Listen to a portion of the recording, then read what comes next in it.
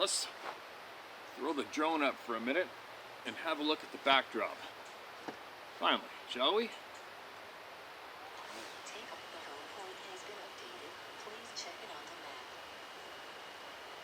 I'll hit record right away. Here we go.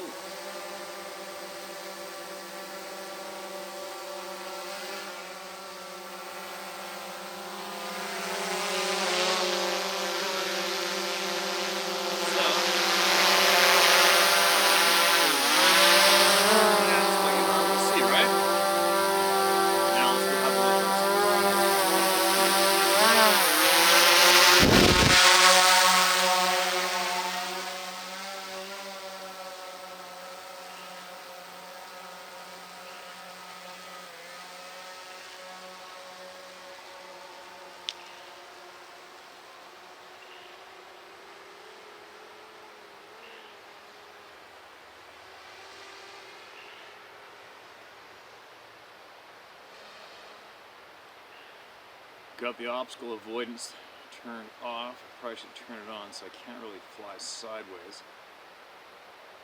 Well, I can fly sideways for a bit.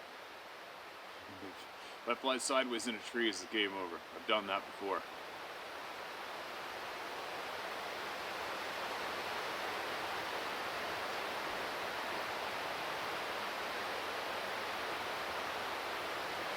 Still a little nerve-wracking to do it.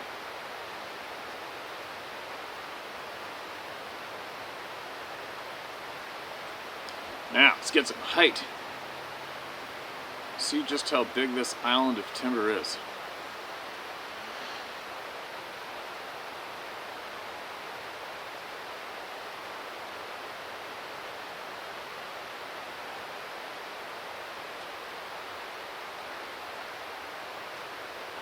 It's a little swamp back in there. It's where most of those bears come from. We'll do a quick little 360.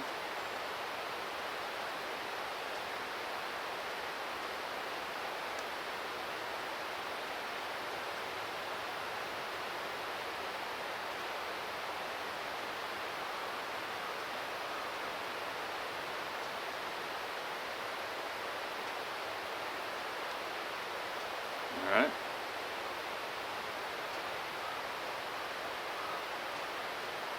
There's us in the top left corner.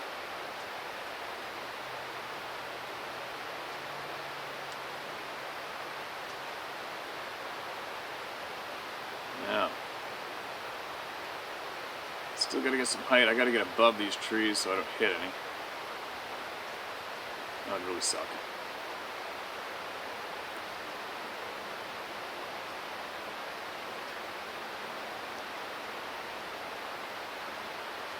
They come above them.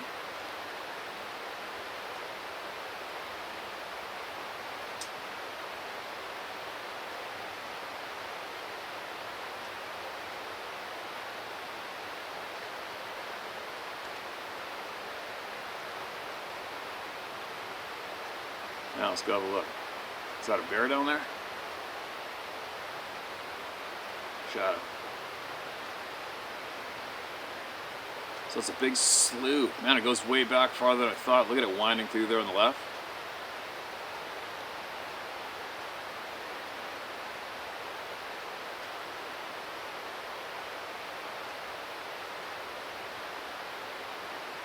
There's the confluence where it comes into the other river. But I want to look down into this island of timber behind me right now. So let's have a look down on there. Sorry, make sure I'm high enough one more time. Yeah, I guess I'm high enough. Alright, here we go. I'll go a little higher.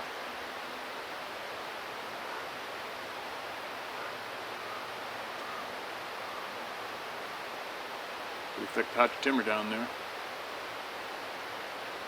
Real thick. I think we're going to see too much down in there.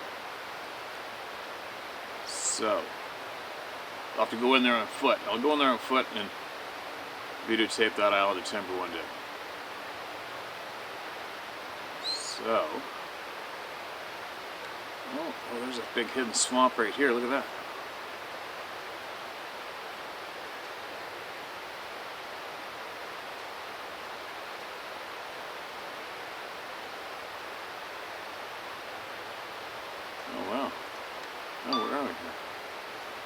Oh, that is a big chunk of swamp.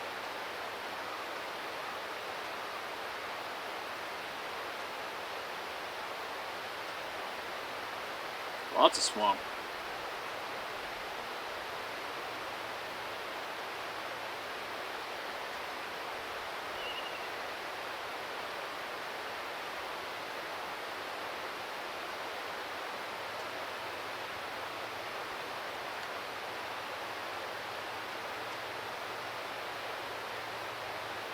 If this is up north, there'd be moose all over the place in there.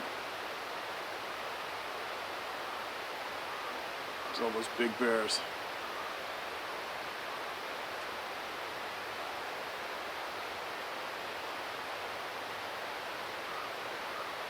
Now, where am I?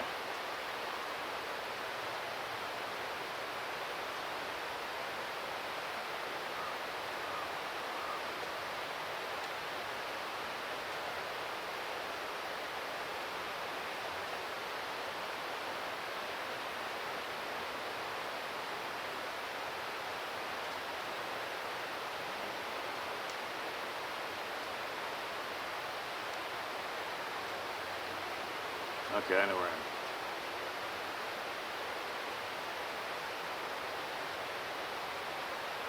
am. Oh wow, there's no beach left. Right down below there is where I've been fishing. The beach is now covered in water.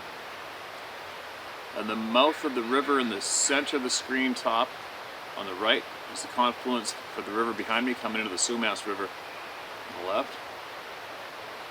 Wow.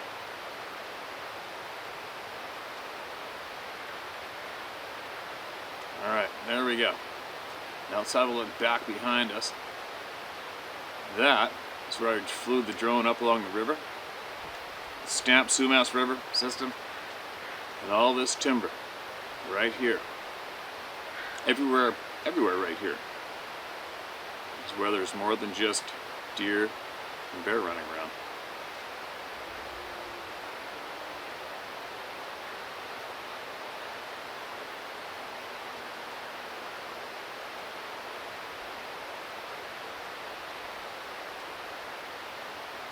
Weak transmission signal, getting a little too far.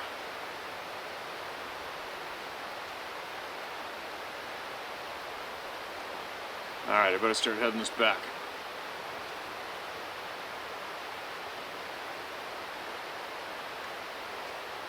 So, this is all the timber behind me right here, right? It's a lot of it. A lot of area below. It's all going to have to be explored by foot, I guess.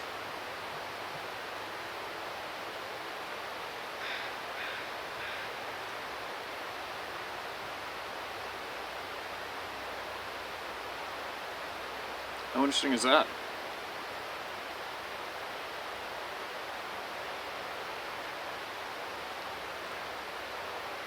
Now that's the swamp behind me, right?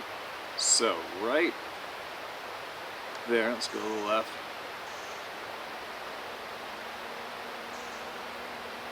Right there, that's that view. It's right behind me, right? Now, I'm curious about this swamp a little more. So, let's angle the camera up, see how long that slough is. And I want to go fly that a little bit, just for me. So have a look in the swamp. I think everybody else does too. So here we go, let's have a peek.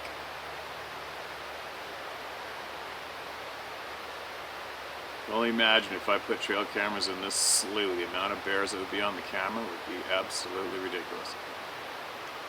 So thick. It'd be interesting to film this later on in the winter when the leaves are gone. So,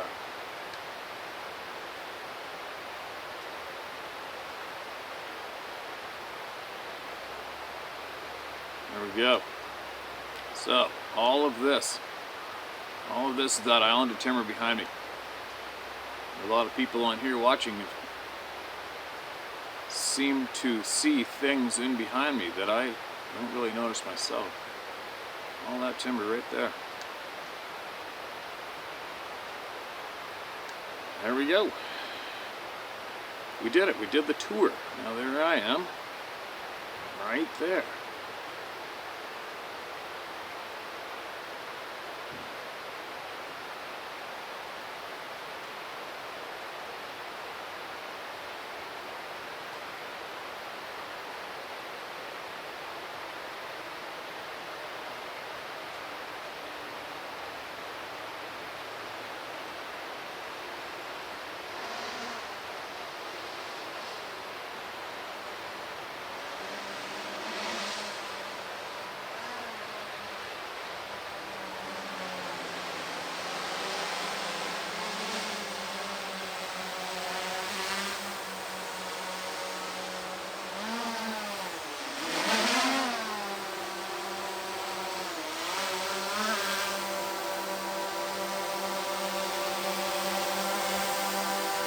There we go.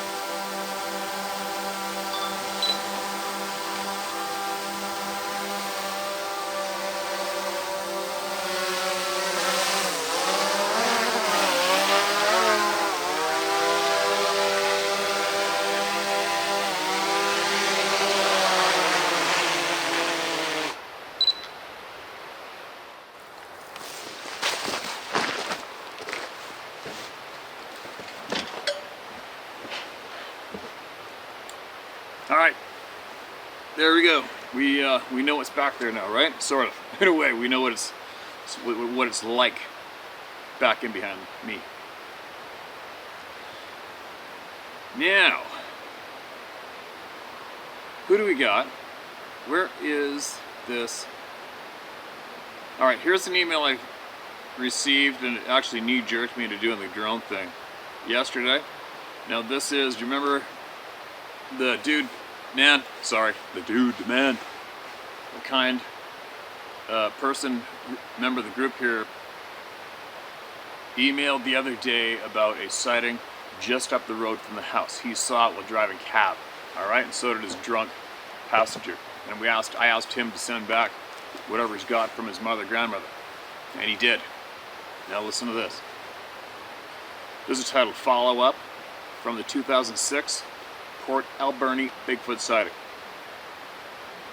Hello Steve, my name's Lauren Phillips. You can share my name and story if you choose to. I hope you're feeling better from your recent ailment in your face. I'm getting there, man, thanks. Thank you for sharing my story of the sighting I had back in 2006. You mentioned you wanted to hear a few stories from what my mother and grandmother had on their farms back in the 40s, 50s, and 60s. I wanted to get the times in chronological order, so I had to contact my mother, who was 90 years old. And over a few days of her trying to remember the dates and locations of these events and what I remember my mother and grandmother telling me when I was growing up, I think I have things in order now. Mind you, some of these stories are vague.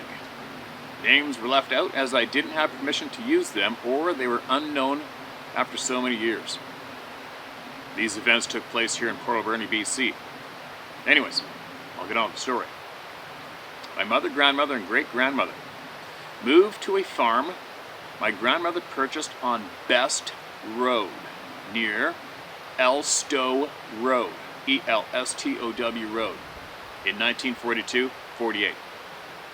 Shortly after moving there, my great-grandmother said she saw two very tall men covered in hair walking across the property during the day and disappeared into the forest. Now, I don't think she could tell if they were males because of the distance she was from them, as it was probably a figure of speech to identify whatever it was. Not too long after that, one of the neighbors next to my grandmother's property had a dog and some pups that ran off after deer that went into the thick forest across the road from all the properties. This thick forest is still there today. After the neighbor went into that thick forest to retrieve the pups and the adult dog, he approached the mother, who was about 10 at the time, he approached my mother, who was about 10 at the time, and with a frightened look on his face said to her sternly, "Please promise me you will never go into that forest alone or play in there with your friends. You do not want to see what I saw in there. If you leave it alone, it will leave you alone." He never did say what he saw. Another incident that happened on that property was one day my grandmother was washing chicken eggs in the sink when she happened to look up and see out of the window a very broad-shouldered, bipedal creature covered in black hair staring at her at about 10 feet away. My grandmother let out a scream. The creature let out some kind of a scream/laughter. When my grandmother had turned away for a moment and looked back towards it, the creature was gone. Sorry, I didn't get a height of the creature. I don't recall her ever saying how tall it was. Another time on that same property, my mother and grandmother were heading off to the barn to milk their cows. It was dark out, and all they had were their oil lanterns to see. My mother said she had an uneasy feeling like she was being watched, and could tell my grandmother did as well, but wasn't letting on. Their dog Jip was alert and may have barked a couple times towards the barn area. My grandmother told him to be quiet. They just wanted to get the milking done and get back to the house. No sooner than, when my mother pushed the barn door shut, something on the other side of the door grabbed onto it and started shaking the barn door.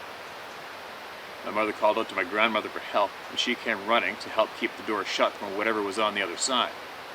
My mother recalls this creature making a high-pitched laughter, along with growling while it was shaking the door. They were trying to latch the door shut, but still had a small space to go before they could. The dog's going nuts and wants to get at whatever was out there. So, my grandmother lets the dog through the small gap, big enough to let a medium-sized dog through. She commanded the dog, Jip, to get him or whatever it was. The thing let go of the barn door, and I guess it was more preoccupied with defending itself against the dog. Just then, they were able to shut and latch the door. They could hear the dog barking, growling, and nipping at whatever it was out there, and could hear the thing screeching, chattering, and making a racket at the dog. After a few minutes, the creature must have ran off into the trees. My grandmother and mother called for Jip, their dog. He came running back and must have got into the barn through another smaller opening he had known about. My mother says the dog is not injured, which makes me wonder if it was a Sasquatch. If it was a Sasquatch, it must have been a young one. That wasn't very experienced. As we hear stories of dogs running away in fear from larger ones. The next morning, my mother and grandmother went to inspect around the barn to see if they could find any clues as to what was out there the night before. They saw human-like footprints all around the barn, just bare feet footprints. Makes me wonder, if it was someone prowling around and playing a prank, then wouldn't one hear the person scream for help to get the dog off him, or yell at the dog to go away? They called the police and conservation officer to the property, but they couldn't come up with an explanation. One last strange occurrence that happened on a farm either on the same road as my grandmother's farm, on Best Road, or on one road next to it. Around the same time the other incidents happened. Sorry for being vague but it's true. There were two brothers that were new to Canada from Europe somewhere. They had a farm and were raising sheep. One day, another farmer in the area went to check on the brothers, as he or anyone else hadn't heard from them in a while. When the person arrived at the brothers' home, they noticed all the sheep's throats had been torn out, and the brothers were nowhere to be found or heard from again. It was like they just up and left with their furniture and belongings still there. Strange. In the 1950s, my mother was at a dance with a group of friends. It was very popular in town here to go to dances and catch up on all the latest gossip back then. My mother recalled sitting at a table with some other people, and there was this guy who was telling his story about one night he was walking down a rural road in Port Alberni at night. Either his vehicle broke down or whatever. Sorry for being vague. He said he was walking. He could hear someone walking not far behind him. He stopped, turned around, and said something like, "Hello, is anyone there?" It's pitch black out and you can't see a thing. As soon as the man stopped, it stopped. It didn't say a word in reply. He would walk again and then stop. They would stop. It got to the point where the man was getting very nervous and angry, then would turn around and say something, you son of a bitch, do you want to fight? Then, when the man started walking again, he got tripped or pushed over. Then the person following him started wrestling with him. The man said this person was hairy all over. Every time the man would try to get on his feet, he would be tripped again. This thing kept wrestling with him. It had very coarse hair all over its body and head. Every time the man would reach for his face, the thing would lean back or block him from doing that. Eventually the creature picked the man up in his arms and set him down on the ground, then left him alone. The man told the people at my mom's table he was scared shitless. The man said he eventually made it back to the location. The man said he eventually made it to location, a bit roughed up and scared, but okay. Finally, the last time my mother had a strange experience with these creatures was when her and her husband owned a farm at the end of Service Road, which is like a stone's throw from my place, in Port Alberni on the right side of the road. One night while her husband was at work, while she was at home, the kids were in bed sleeping. My mother said she was in the living room watching television. The TV volume was low, as not to wake the kids. My mother said she could hear something walking around their house. She listened closely and said it sounded like it was more than one walking around the house. She also recalled it was talking in a language that didn't make sense. She could see a shadow in the very little space the curtains didn't cover. They kept speaking this gibberish that did not sound like anything she heard before. She said it was too scared. She was too scared to look out to see what it was. Eventually, they went away.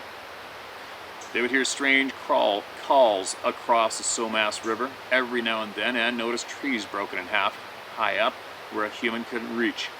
So we actually covered that area in the drone footage. They didn't know what it was and never gave much attention to it. All my mother's and grandmother's experiences came before there was any news about Bigfoot or Sasquatch from the Patterson-Gimlin film in '67. It wasn't until after the Patterson-Gimlin film, and when people started to hear the screams and howls, etc., that my mother and grandmother and other people that lived in rural areas or hunters experienced that they started to make the connection with Sasquatch. Anyhow, that's my story as told to me over the years when I was growing up. Sincerely, Lauren Phillips, Port Alberni, BC. Lauren, you're golden, man. That was gold to me and a lot of people here.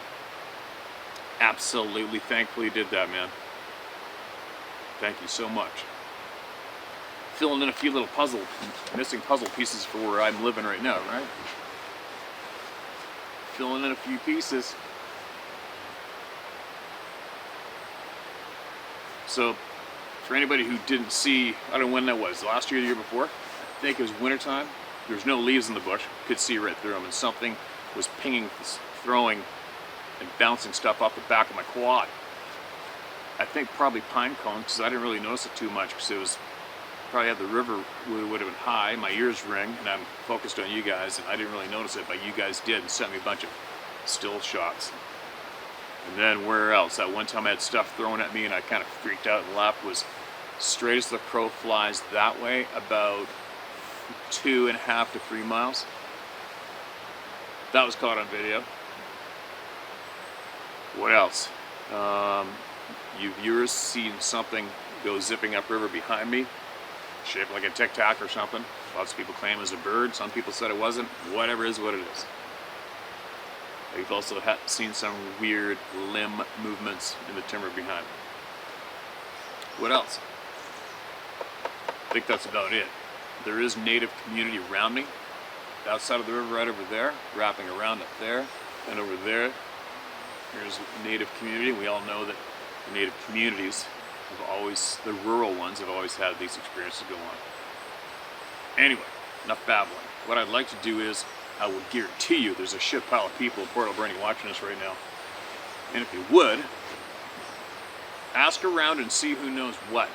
Or if you know, and you've seen, do me a favor and email it to me, alright? I won't share your name, I won't share where you work, I won't share shit.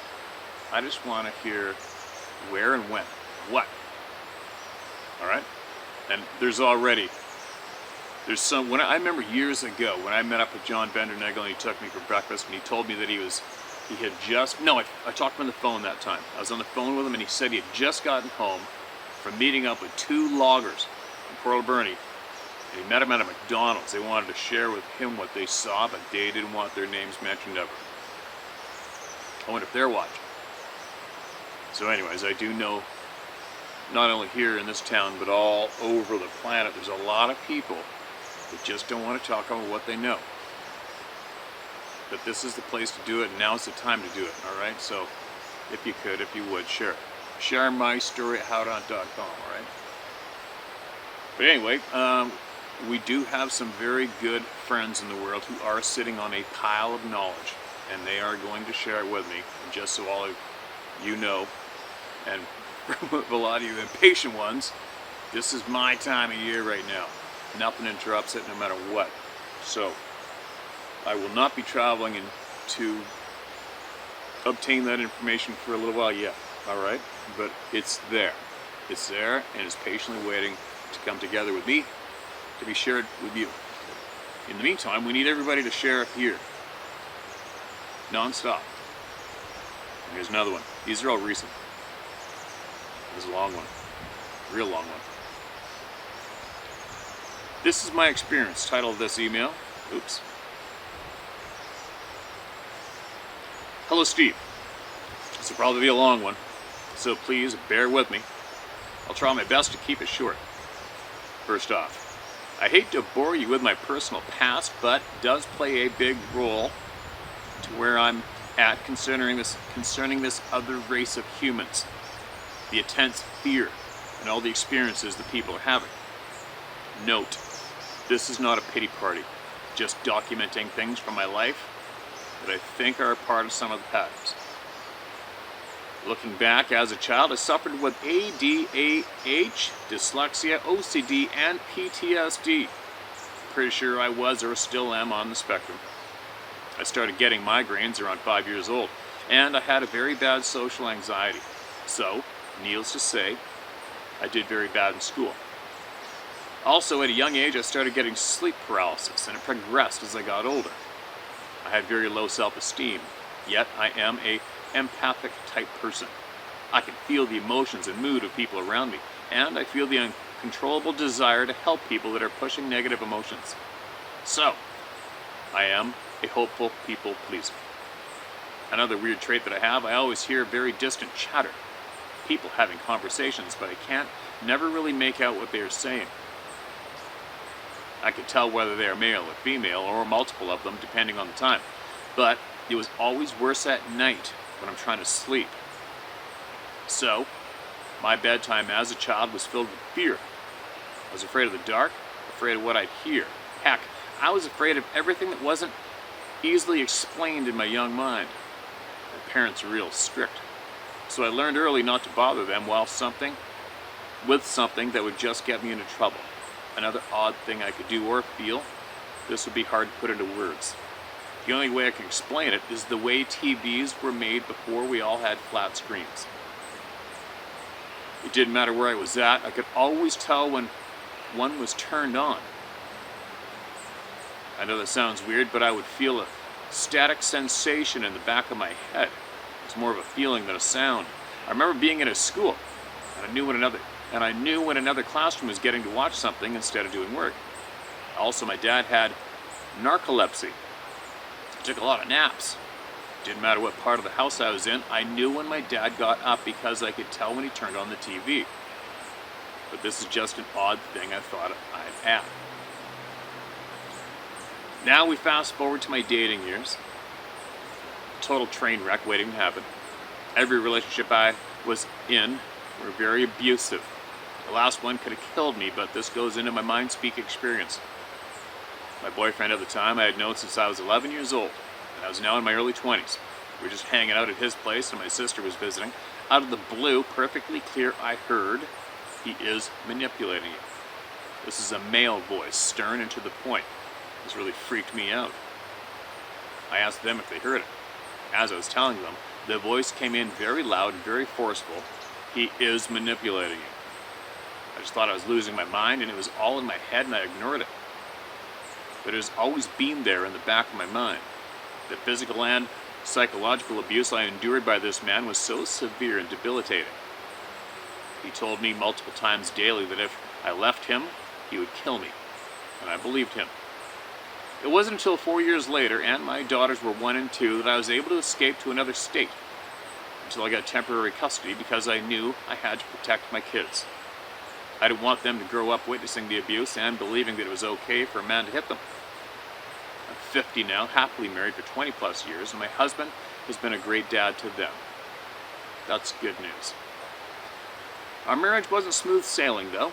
Not only dealing with my learning disabilities, my social anxiety, and sleep paralysis, I also suffered with extreme PTSD from the abuse. I also believe my daughters did as well, because they had to continue to see their dad. I tried fighting it in the courts, but I lost. Only 3 months into the marriage, we found out that we were having twins. Once they were born, our life was chaos. I began to notice that my oldest son was becoming very aggressive.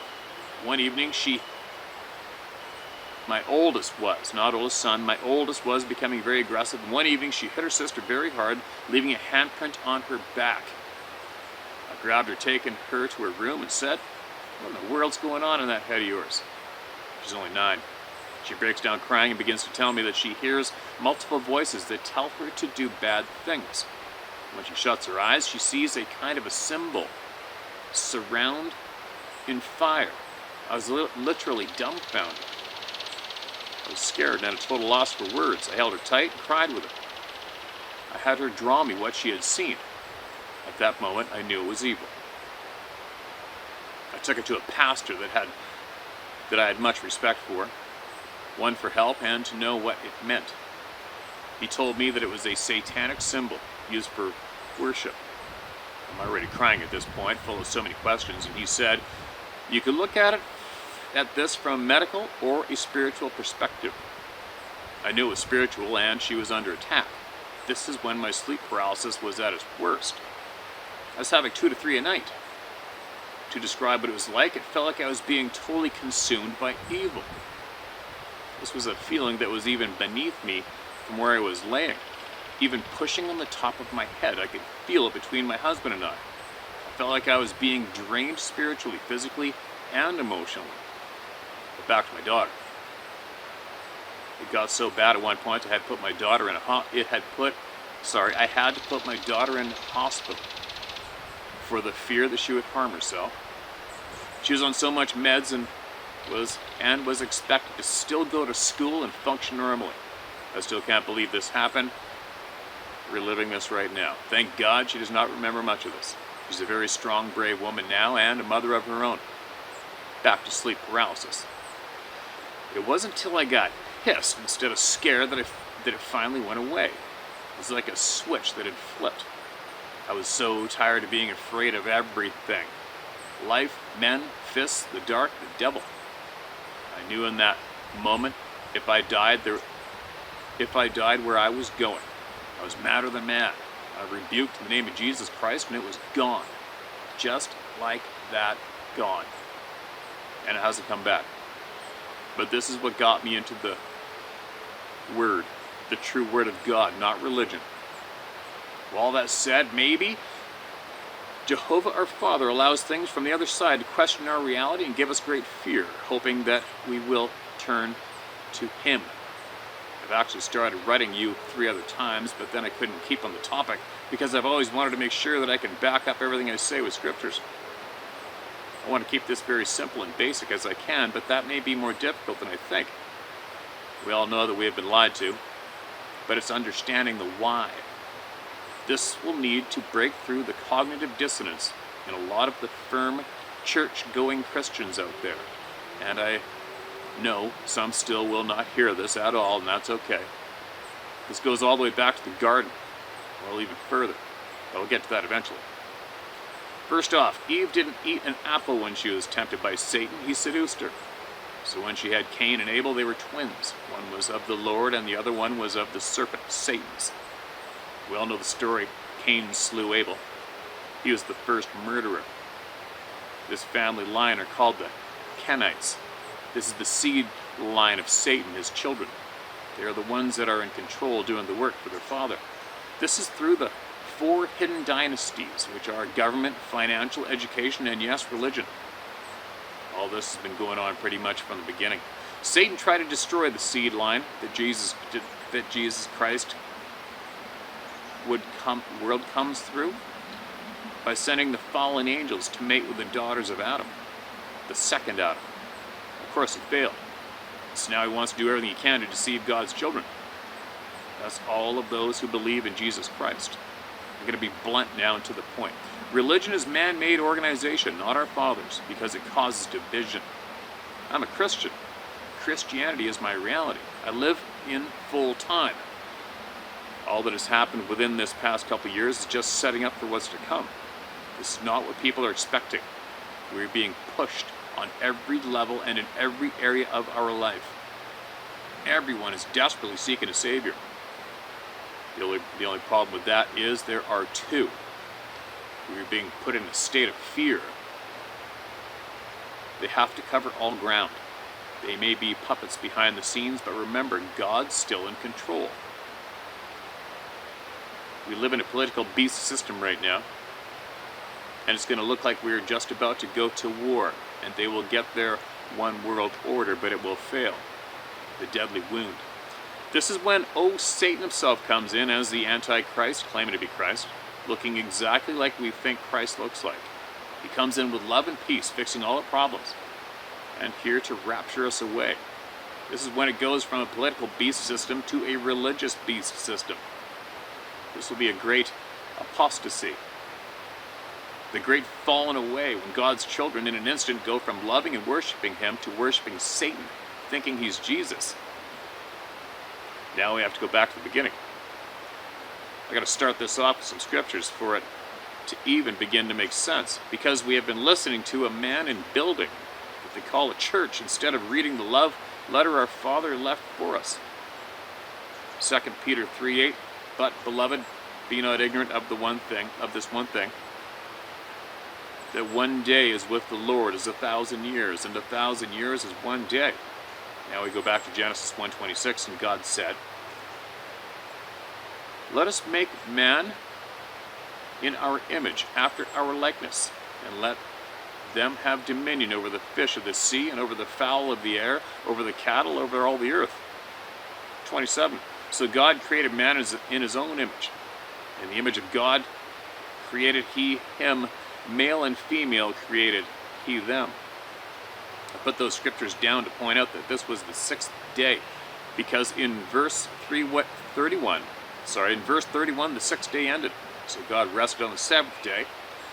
Now we need to stand back and look at this.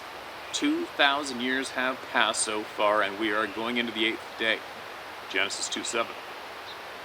And the Lord God formed man of dust of the ground, and breathed into his nostrils the breath of life, and man became a living soul. Notice that the first Adam was created, and the second Adam was formed. Looking at man in Hebrew, Gen 1:27, Adam, Gen 2:7, Eth, Ha, Adham. Based on my studies of the scriptures and the languages and translations, I believe that when Cain was sent away from the garden and he was marked, and he was afraid that if anyone sees him, they would want to kill him. I think that he and his family line is the negative flesh aspect to this life. The positive side is this race. I think it's the spirit of the earth in form, and can have to face God at any time. Either Adam and Eve was deceived, Genesis 3:8. They heard the voice of the Lord God. In my Bible, voice equals sound, crackling, hear footsteps. In 2 Samuel 5:19-24, David inquired of the Lord, 19, shall I go up to the Philistines? Wilt thou deliver them into my hands? 24, and let it be, when thou hearest the sound of a going in the tops of the mulberry trees, that then thou shalt bestir thyself, for then shall the Lord go out before thee to smite the Philistines. There we go, end of email. Alright, well, that's a good chunk of time, right? And that wasn't Sasquatch, Sabe, Bigfoot related. Somebody wanted to be heard and they got heard. And normally I wouldn't share that, but it got me going a long ways in, and I took you guys with me. So there you go. Man, I'm sorry about the shit you went through in your life. I'm glad you made it through it. I'm glad you're here. And I shared your voice. There you go. Take from it what you will or leave it, alright? But don't blow a gasket. Now this next one is the length, is another long one. Should I do it? Should I... There we go. Sun's coming out. Holy. Alright. What do we got? This is titled Ken Sabe. Things still recording? Yep. Alright, here we go. Hello, Steve. Been following your channel for about a year now and appreciate your work. I enjoy hearing the various encounters you share from listeners, and until recently, I never thought I'd actually be sending one in. I am a recently retired federal employee of the U.S. Forest Service and USDA from a 32-year career that in part allowed me access to some of the most remote locations in the interior western states while conducting forest inventory and analysis, FIA fieldwork. Being in the forest, mostly alone, has been my method of escape since childhood. Until recently, I'd rarely experienced anything really strange in the woods. You can use my name.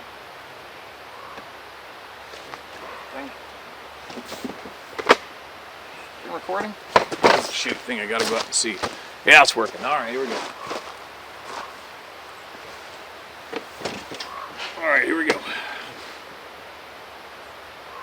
On September 6th, 2023, I was exploring Forest Service Road 2355 along the South Fork of the Skokomish River on the Olympic National Forest.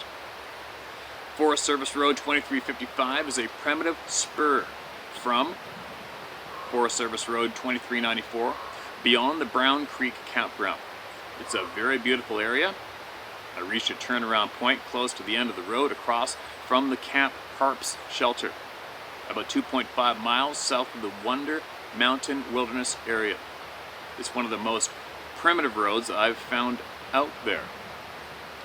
The road forked at the point I decided to turn around, and a 4-inch hemlock sapling had recently fallen across the more traveled direction.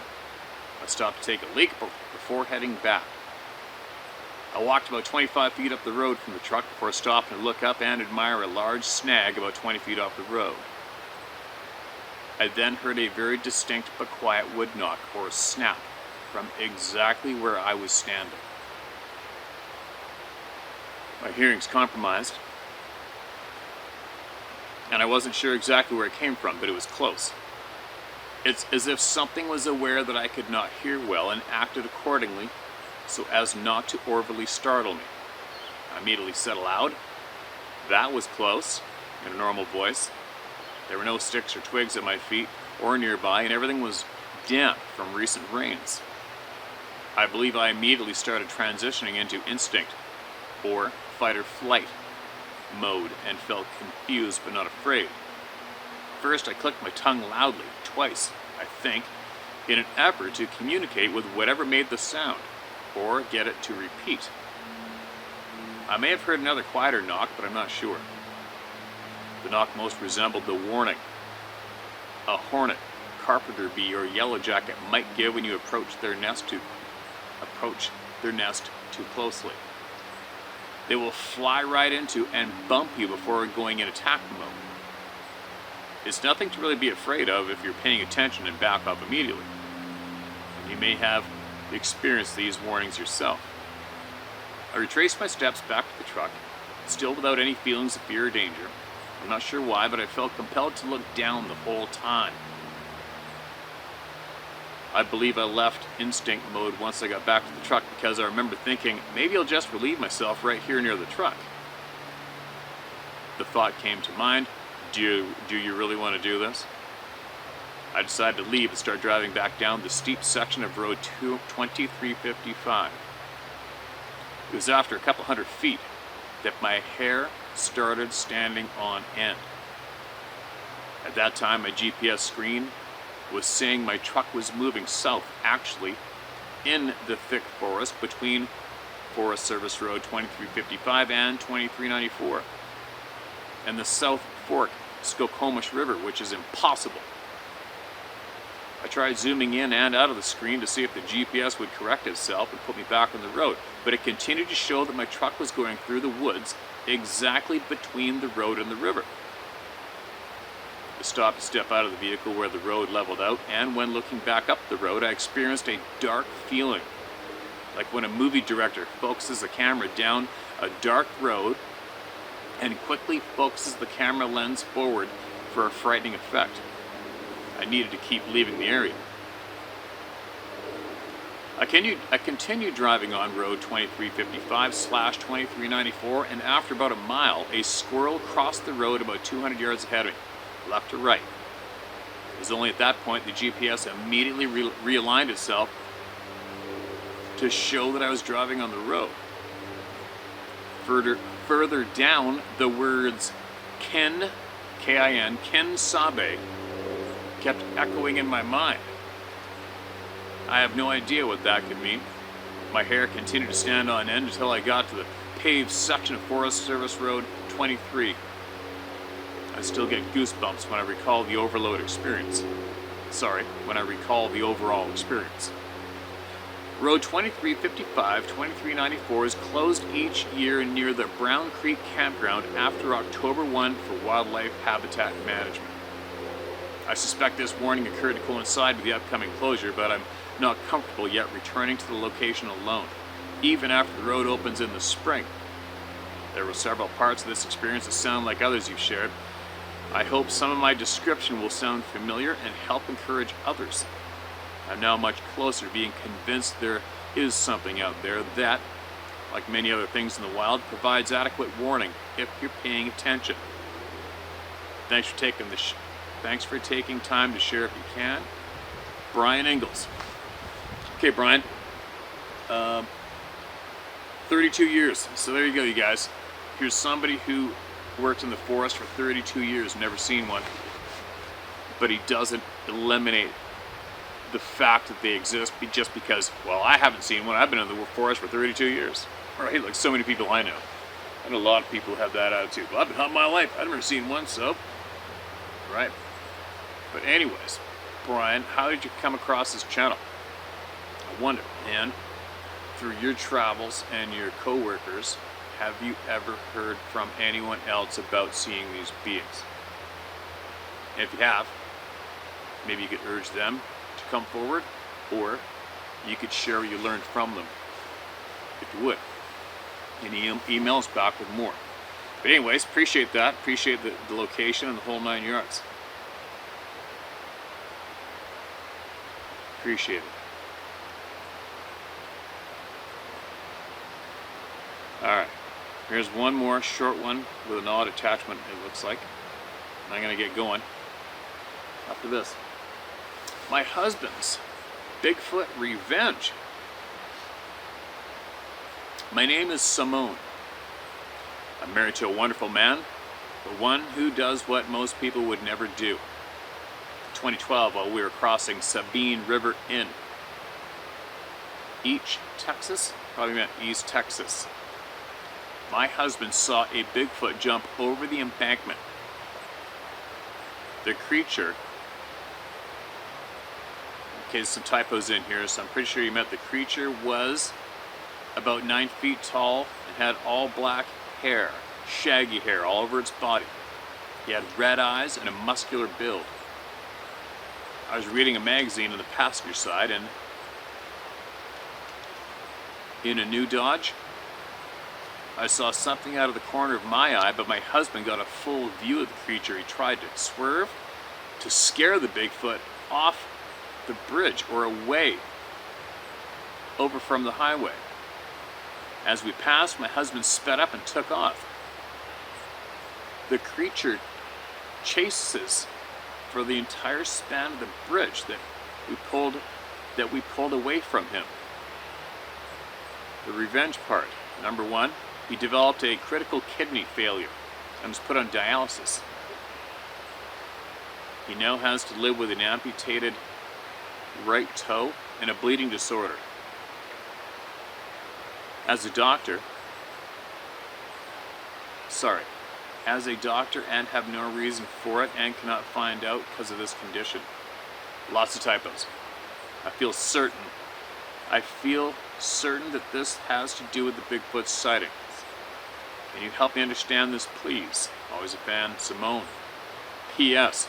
My husband, also part of a group of hunters who shot Bigfoot in the leg, and all of them had fallen into diseases and conditions of kidney failure. Help me understand this. I'm sending you pictures of proof of what's going on with my husband. Alright, so she sent me his prescription and some other things. You didn't have to do that. Alright, so what I gather is kind of broken language. It's either broken language or broken here. The typos made it a little confusing, but we got through it. So, what I think this email shortens up to is the dude seen one of these things crossing the bridge, swerved to chase it. He chased him back, and previously he had shot one of these things with a bunch of his buddies. And she thinks that the guys involved in the shooting and him have also come to physical illnesses, and she thinks it's all due to the harassing they threw down in their path towards these beings. That's what I'm getting out of it. So, Simone, if you're still here with us, watching this, and if you could, please, if your husband would, or some of his friends, or all of them, get him to share with us what they did, what happened when they shot this being, alright? What with, where, when, what happened, what did it do, what was it doing before they decided to shoot at it, and let us know. Get him to share his story with us, would you? Maybe, please, possibly, right? Because a lot of us are going to be very curious about what happened that day. And I don't know, I haven't heard of anyone. I don't think we have a pattern here of people falling to physical illness after contact with these beings.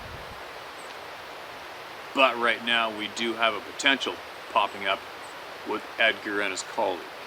That's a little bit of a brow raiser, because we have two men who worked with nuclear energy for all their lives, very intelligent people, used all the precautions. They said there's no frickin' way they came in contact with radiation through work, but they both came in, potentially both physically came in physical contact with these beings, and they both have the same cancer right now.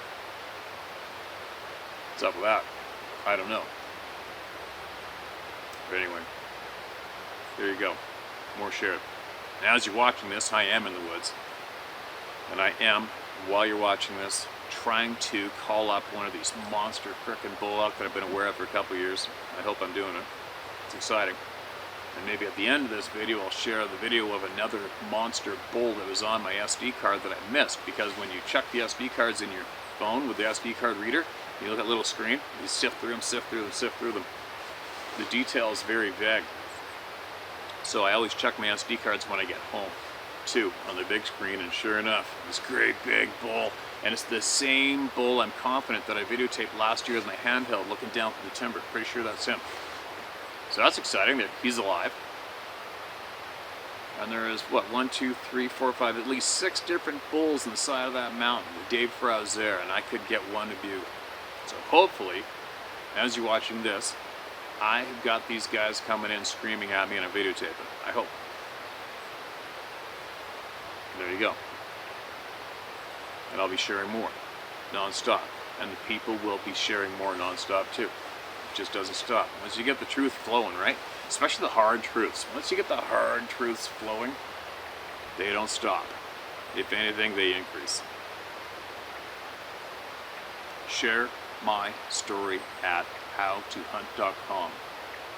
That's where you get it shared word for word, typos included. We'll be back later on.